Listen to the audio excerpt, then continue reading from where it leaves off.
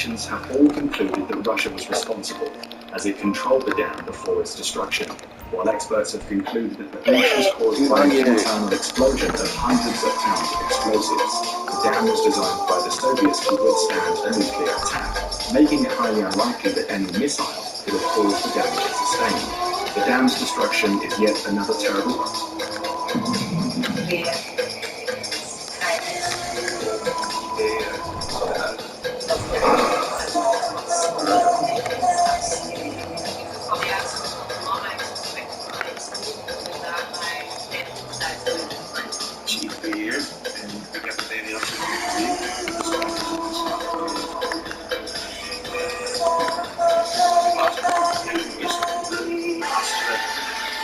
crime for which Putin is to blame.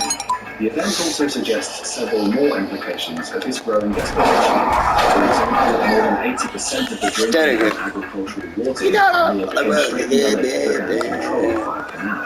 Putin's likely destruction of the dam may signal that he is aware he could lose control over Crimea at some point in the coming months, and is unwilling to let Ukraine have it either.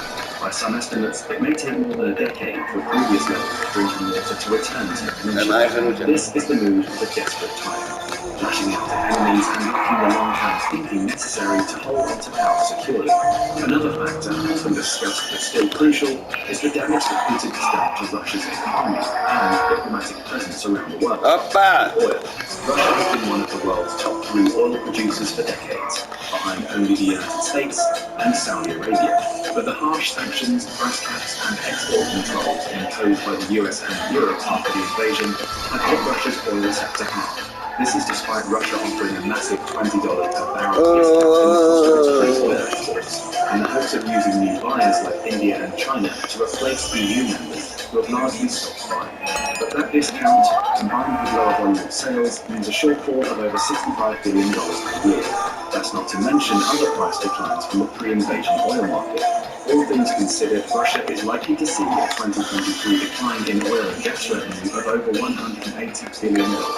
A drop of this magnitude is likely to hit ordinary Russians, and possibly even oligarchs, quite hard. The expenses of the invasion are also hitting the Russian economy more directly now. Putin recently imposed an extra 5% tax on extra profit made by Russian businesses, something which is basically determined by his cronies in the finance ministry. Another area Russia's economy has been hit hard is in its global military sales. Back in 2011, Russia nearly matched the US in volume of global arms sales. But as the country has become more isolated due to warmongering and its equipment has been shown ineffective, exports have plummeted more than 70%. With 2023 sales to only 12 countries. Western sanctions have also destroyed Russia's ability to obtain advanced computer chips for its modern military equipment, throwing doubt on whether it will be able to produce such systems for more than another year. That's not even getting into the enormous destruction of tanks, artillery, planes, and over 250,000 soldiers. All of this suggests one thing. Putin messed up badly. His war of imperialism has now turned into a series of self-inflicted wounds, which have brought Russia to its lowest point in decades, economically, militarily, and politically. With 2 new countries joining NATO and Ukraine's membership on the horizon, every aim of the war has become an abject failure. It seems likely that sooner, rather than later, these mistakes will eventually catch up to Putin and be his undoing. But what do you think? Will Putin's war end up pushing him from power? Let us know your thoughts in the comments below. And don't forget to subscribe for more military content and analysis. If you've been watching the news recently, it's no secret that things aren't going well for Russian President Vladimir Putin. In fact, according to former CIA Chief of Russian Operations Steve Hall, Putin's troubles are mounting at breakneck speed, and they might just be enough to break the infamous dictator. In this video, let's take a look at some of Hall's predictions about what might happen in Ukraine and just how much trouble Russia and its leader are really in. To start with, let's consider firepower.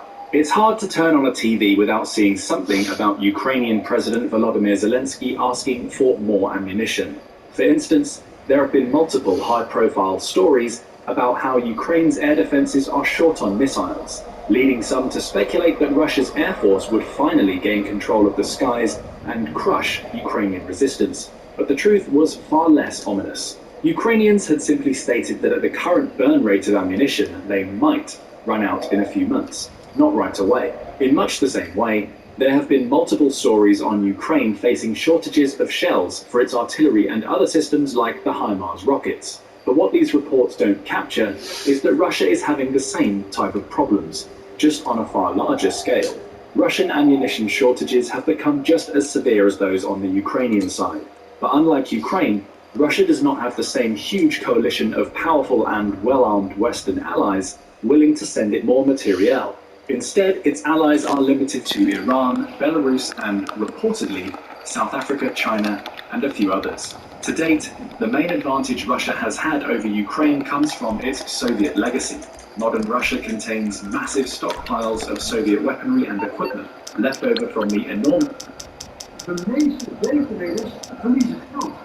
De oorzaak is dat jij het in je eentje moet opnemen tegen een team van professionals. I'm on the clock. What you want? Some wheels? Wanneer jij het in je eentje moet opnemen tegen snelste computers, wanneer je geen... Ik heb de beste. TG van Geheugen. TG van Geheugen. Ons team heeft daarom voor jou de handleiding succesvol leefreden in 10 stappen.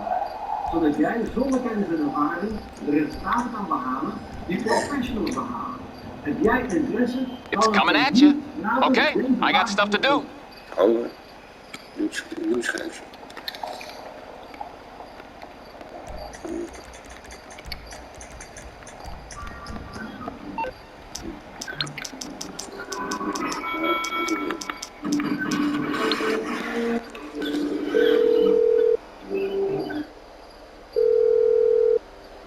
enormous arms build-ups of the Cold War. However, All after Morse Mutual operators are on call.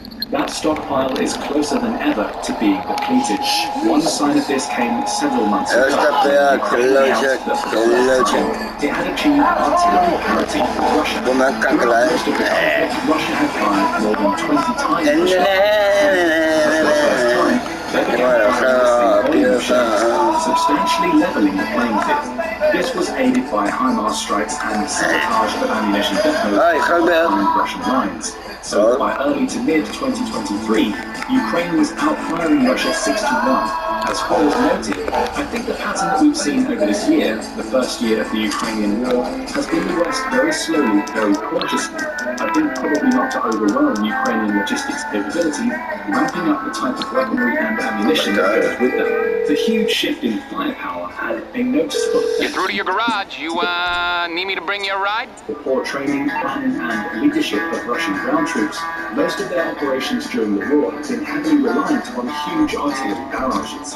But once their overwhelming artillery superiority went away, it's probably unsurprising that Russian infantry and tank forces haven't fared very well. This is somewhat expected from a military made up of mainly green and blue-trained forces, where most of the professional soldiers are more interested in lining their own pockets than defending a homeland. Most of Russia's actual territorial gains since the start of the invasion last year have been achieved by the Wagner Group, a huge private military contractor. It's on the way.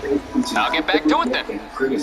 Unlike most of the Russian armed forces, the Wagner Group is well trained and equipped, allowing them to avoid some of the most basic pitfalls like walking into endless ambushes or fighting with no boots. One of the Wagner Group's most successful, yet horrible strategies has been the use of prisoners from Russian detention centers and jails, promising them freedom if they can survive a tour fighting in Ukraine. Leaked documents and phone calls suggest that Prigozhin and Putin never had any intention of letting most of these prisoners back into Russian society. Instead, tactics show that they have used them over and over again in the so-called human wave attacks, which helped Russia retake the devastated city of Bakhmut. Wagner released thousands of these armed prisoners who threw themselves against Ukrainian positions and risked being shot by other Russian troops if they retreated. When the Ukrainians opened their lines and revealed their primary defenses, Wagner's regular units would then begin direct assaults on the weakest points, often expending huge amounts of artillery. This strategy proved to be highly effective, especially for a military with such little emphasis on preserving the lives of its own troops. In Bakhmut and several other locations, Ukraine was eventually pushed back due to this strategy, which resembled Russia's actions during the huge sieges of World War II. But Wagner remains not just reliant on ja, ik wil niet bellen, ik ben net een beetje, weet ik zo, moet ik zeggen. from Russia's defense ministry, Yeah, while the group has purchased a substantial amount of its own equipment over the years. Inside Ukraine, it has proved to be heavily reliant on Russian resupply to keep up the pressure on Ukraine. This has proved to be a significant weakness, and it could also mean the loss of Bakhmut and more valuable territory during the Ukrainian counteroffensive taking place this summer. Much of the issue has to do with the way that Russia and Putin in particular go about politics. One thing Hall has pointed out is that to keep his firm hold on power, Putin must ensure that none of his direct subordinates are too successful or run the risk of being overthrown. To do so, he often sets elements of his own government against each other, with advisors and senior military planners competing, often viciously. This applies to Prigozhin too.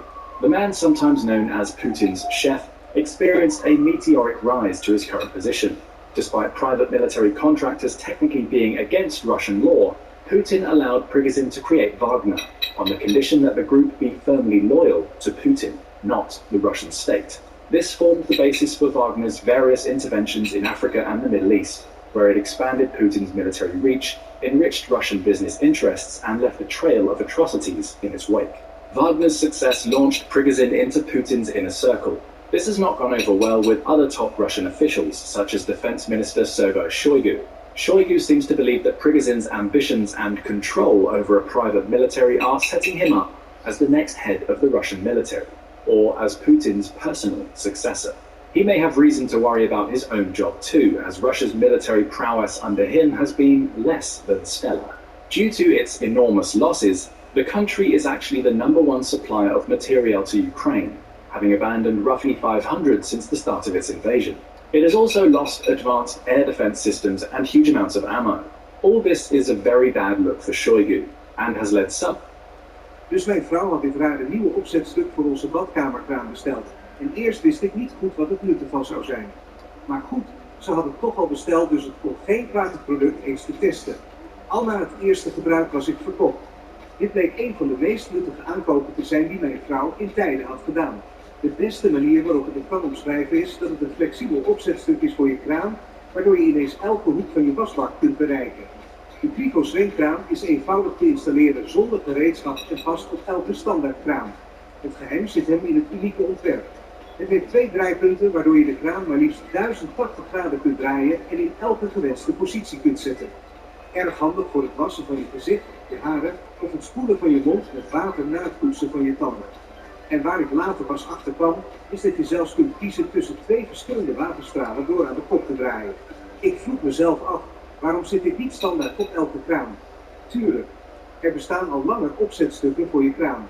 Maar nog nooit was er een opzetstuk zo veelzijdig, flexibel en compact. Wij gebruiken de Grifo Zwengkraan tegenwoordig overal. In de badkamer, in de keuken, wij hebben hem zelfs op de kraan in onze schuur. Ik heb niet veel tijd meer, dus als jij klaar bent om een Grifo Zwengkraan voor jezelf of iemand anders te bestellen, is nu het beste moment. Want de komende dagen heeft het bedrijf een kortingsactie lopen op het product. Klik op de bestel nu knop onder deze video en je kunt het voor een beperkte tijd bestellen met 50% korting. Aangezien het gaat om een tijdelijke aanbieding, kan ik niet beloven dat de Grifo Zwengkraan nog op voorraad is tegen de tijd dat jij deze video te zien krijgt, maar je kunt de beschikbaarheid controleren door te klikken op de bestel nu knop hieronder. Dus onderneem nu actie en bestel deze handige toevoeging voor die kraan met een enorme korting.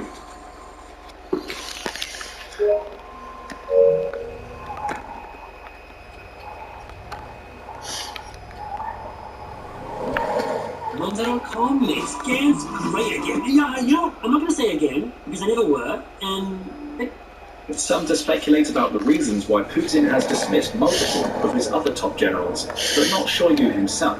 One answer is that he has kept Shoigu in charge of the military because without Putin's support, Shoigu is a goner and he knows it. Unlike the politically adept Prigozhin, Shoigu is an outsider to the corrupt ladder of Russian politics, having come up through the ranks from essentially nothing. Shoigu thus has few friends in Russia's top echelons and does not pose a real risk to Putin's power and control of the state. Ironically, his rise was also as a logistics officer, where he was able to skim or divert large amounts of money from defense projects. Some US military officials have even referred to him as responsible for dismantling much of Russia's capabilities. Prigozhin has also repeatedly attacked Shoigu for his failures in Ukraine, while at the same time pointing out that Wagner has achieved what he could not in places like Bakhmut. It would be easy for Putin to replace the somewhat unpopular Shoigu with Prigozhin, but doing so would potentially endanger Putin himself. Shoigu has also tried to push back from his position atop the Russian military command. He took credit for the capture of Soledar, a salt mining town which Wagner actually seems to have done most of the fighting for. Prigozhin actually took to social media to refute these claims and bash Shoigu, and just as Wagner was about to capture Bakhmut, it happened again. As Wagner troops were only miles from retaking the last of the town, Shoigu pulled their supplies just to hurt his rival. Now Russia's issues with supplies have compromised its entire war effort, in how not to handle logistics. In response to Shoigu's actions in Bakhmut, Prigozhin took to social media once again, threatening to pull Wagner troops out of the area entirely